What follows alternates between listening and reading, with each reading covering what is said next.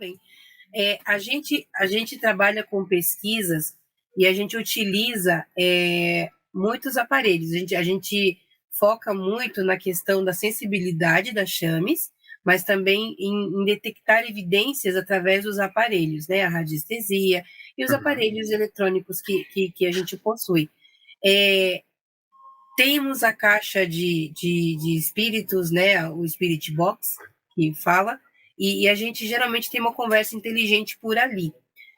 Você, em questão à projeção astral, você consegue entender esse caminho próximo, tanto da projeção astral, quem você encontra lá quando você faz sua projeção, com esses, vamos chamar de pessoas, não sei, que fala com a gente do outro lado lá, seriam a mesma dimensão que está tendo esse contato com a gente? Isso é possível? Sim, inclusive eu cheguei há uns anos atrás, acho que nem estava ainda na época de fazer essas pesquisas, deve ser uns 8 anos atrás, 9, eu não estava tão divulgado assim.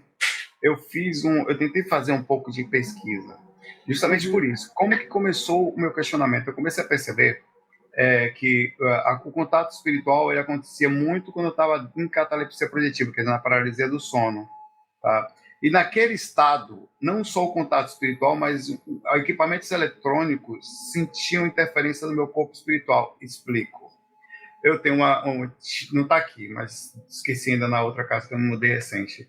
Aí eu tinha uma mesa que ia por cima da cama, você fica deitado, e aquela mesa que vai por debaixo da cama e o computador fica exatamente ali.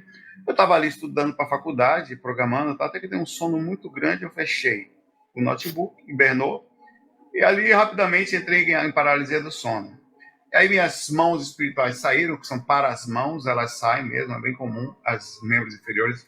E eu peguei minhas mãos e passei por dentro do computador e da mesinha.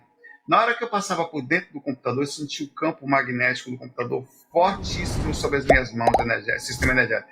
Mas tão forte que chegava a tremer a minha mão. Então, naquela época, eu cheguei, olha, talvez possa existir alguma coisa que eu possa, sei lá, fazer um contato e os espíritos centrais usarem esse magnetismo para comunicação, porque realmente os equipamentos eletrônicos eles emitem um campo muito forte no astral. E já senti isso diversas vezes. Então, o que eu fiz? Eu estava programando nessa época, estava na faculdade, programava bastante, aí em Java. Eu fiz um programinha em Java.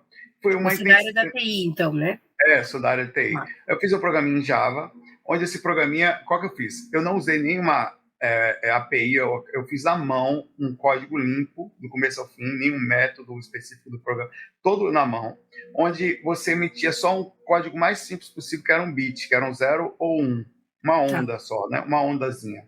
E sem senha. Aí o que eu fiz? Peguei um roteador, eu chaveava o roteador, ia mudando ele de frequência, e coloquei um sonzinho caso alguém falasse. Deixei esse computador ligado uns 10 dias.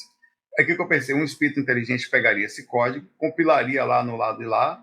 Ao executar, imediatamente ele iria entrar nessa rede e talvez ele conseguisse mandar uma informação, que seria a informação. Eu parei depois desse tempo, porque eu percebi que talvez eu precisava de um equipamento que mudasse a frequência, mas isso me levou ao questionamento de que essas coisas que são feitas, seja o K2, seja o Spirit Box, né, que é a caixa de mensagens lá, ou todos os outros, eles realmente fazem um intermédio entre o mundo espiritual e, de alguma forma, por causa desse mecanismo, eles conseguem interagir com os equipamentos, sim. De uma forma que eu não sei explicar ainda direito qual é a matemática disso. É por isso que eu acho que a pesquisa, inclusive, que vai ser feita, ela precisa ser também feitas com espíritos inteligentes, e não com qualquer um. Por exemplo, você pega um equipamento desse e vai na rua. Pensa o seguinte, se você pega um equipamento de alta tecnologia agora e sem nenhum preconceito, por favor, e apresenta para um morador de rua, quais são as chances de ele ter conhecimento do funcionamento lógico daquele equipamento? É baixíssima. Então, como é que ele ia fazer para atuar sobre o equipamento que ele não entende? Mecanismo, sistema energético, como precisa decodificar alguma coisa, então o equipamento acaba captando meio que aleatoriamente. Mas, se você pega pessoas que vocês conhecem os equipamentos, ou pelo menos se esforçam para conhecer, se vocês fazem um trabalho sério, aí você acaba aproximando os espíritos com o mesmo padrão de seriedade. E que, usando níveis de inteligência, eles vão tentar fazer uma comunicação inteligente.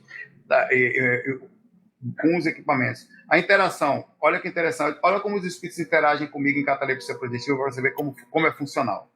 Muitas vezes você está em paralisia do sono e você está meio adormecido durante o processo. Então eles começam: oi, Saulo, estou aqui, meu nome é tal. Oi, Saulo, falam 50, 100 vezes a mesma coisa. Por quê? Em algum momento eu vou abrir a consciência e eu vou ouvir aquele trecho que ele está repetindo. Então, se você pega qualquer espírito lá fora, eles não vão saber disso. Então, às vezes, para passar uma mensagenzinha pequena dentro de um Spirit Box ou um EVP e tal, ele precisa repetir tantas vezes até que entra na frequência certa e aquela pergunta dele é captada, o que ele fala é captado pelo equipamento e é repetido. Porque é um espaço desse tamanho de frase. Se você for ver, não passam de 2, 3 segundos as frases. São quase que... Sim, exatamente. Por isso você precisaria de alguém que, entendendo como funciona o processo, não só manipularia magneticamente o equipamento, como repetiria várias vezes até que aquilo fosse captado, a mensagem fosse transmitida. Olha que bacana. Nossa, né? Faz muito sentido com o que a gente faz. Porque, muito assim, sentido. A gente entende que a maioria dos locais que a gente vai, os espíritos não têm, assim, pelo menos o que a gente vê, eles não têm conhecimento desses equipamentos, né? Eles não têm ideia do que... a comunicação que a gente tem deles fala assim, medo, ele tem medo daquele aparelho, entendeu? Exato. Então a gente primeiro chega, fala para ele, isso aqui não machuca, entendeu? E a gente também é bem repetitiva. E a gente percebe aquilo que você falou, a evolução deles enquanto a comunicação. Uhum. Tem aquele que realmente tem medo, parece que ele é curioso, o que é isso vai me fazer mal, e tem aquele que ele parece que já está sabendo tudo que está acontecendo ali. Pois é. Fazer a comunicação. Então, a gente percebe esse nível de evolução entre eles. Você pode até ensinar eles, na verdade. Uma vez que, por exemplo, você pega um espírito que você não fala, você tá tudo bem, irmão? Em vez de você falar, esperar ele falar tudo bem, você fala assim, repete 10 vezes a mesma coisa para mim. Se tiver tudo bem, você vai falar, tá tudo bem, tá tudo bem, tá tudo bem, tá tudo bem, porque aí você explica o equipamento, em algum momento ele vai captar parte do momento que ele vai abrir, ele vai entrar na frequência que você tá e vai trazer pedacinhos sobre aquilo. Uhum. Então você não fala para ele falar só uma vez, você pede para ele repetir várias vezes, que a chance da informação chegar é maior por causa disso. Porque, por exemplo, o Spirit Box não fica mudando de frequência? Sim. Então, em algum momento, aquela frequência vai bater certinho com a frequência que o espírito está falando. Ela sincroniza e sai. Por isso que talvez a repetição vai levar... Olha, quando eu perguntar uma coisa para vocês, sempre vai sair pequenas frases. Então, você repete a mesma resposta pequena, no máximo 2 ou 3 palavras. Então, estou aqui, por exemplo, estou aqui. Chames, estou aqui, Chames, está tudo bem, Lely. Então, repete isso mais 10 vezes, que a chance é bem maior do equipamento funcionar, com certeza. Nossa, que bacana. Foi o que fez com que a gente fez lá. Isso. A gente fez alguns experimentos, né, inclusive com tentativas de eu tentando em catalepsia projetiva, porque durante a paralisia do sono fazer contato com os equipamentos, que até então se faz contato com espíritos, só que nós somos também espíritos. Então, através de alguma lógica, assim, de algum conhecimento sobre projeção astral, a gente tentou fazer isso. Aí os OBs, que são variações, que a gente não tem noção muito bem do que são OBs, podem ser a própria parte de uma consciência, pode ser uma variação magnética da própria consciência controlada. É difícil dizer o que é um orbe, mas o fato é que eles parecem ter algum tipo de inteligência. Ou essa variação parece ter algum tipo de controle. Os espíritos parecem que ficam tentando densificar e fazer alguma brincadeira que seria mais captado facilmente pela câmera. Pensa assim, se você tivesse que... eu penso que o orbe é o seguinte, para conversar com o André falou. Você consegue concentrar a energia no lugar, tipo o Rasengan do Naruto, que está aqui, para quem assistiu. Onde você já assistiu Naruto, não? Já. Então, você fazer, ele tenta concentrar o Rasengan, inclusive aqui, ele está fazendo isso aqui, nessa camisa aqui. Ele está fazendo Rasengan aqui, se você Ele está tentando controlar uma bola. Imagina que você densifica essa bola, aumentou, é mais fácil do que fazer o corpo astral dele inteiro aparecer. Ainda mais sabendo que há uma câmera com capacidade de percepção de uma coisa específica, coisa mais densificada, provavelmente seja também bolinhas magnéticas mais densificadas, retiradas do ectoplasma, magnetismo de animais ou de pessoas, da parte mais densa da aura das pessoas, onde eles tentam fazer isso para fazer jogar. Eles vão jogando para aquilo ser captado pelas câmeras também. Então, é por isso que eu acho que não é só uma coisa, há uma inteligência naquilo. No momento que André pediu, por exemplo, ou solicitou, o orbe, se você está aí, vai para o lado contrário.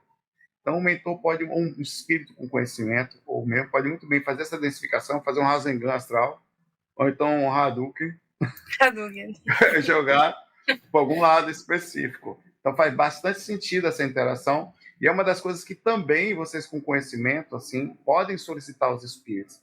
Faz um Rasengan aí, velho. Bota a mãozinha junto assim, você pode falar isso para os espíritos.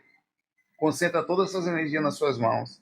Tenta ficar o mais denso possível e tenta fazer ela passar, ou pega essa bolinha e vai passando perante a câmera. É mais fácil ser captado assim, o magnetismo.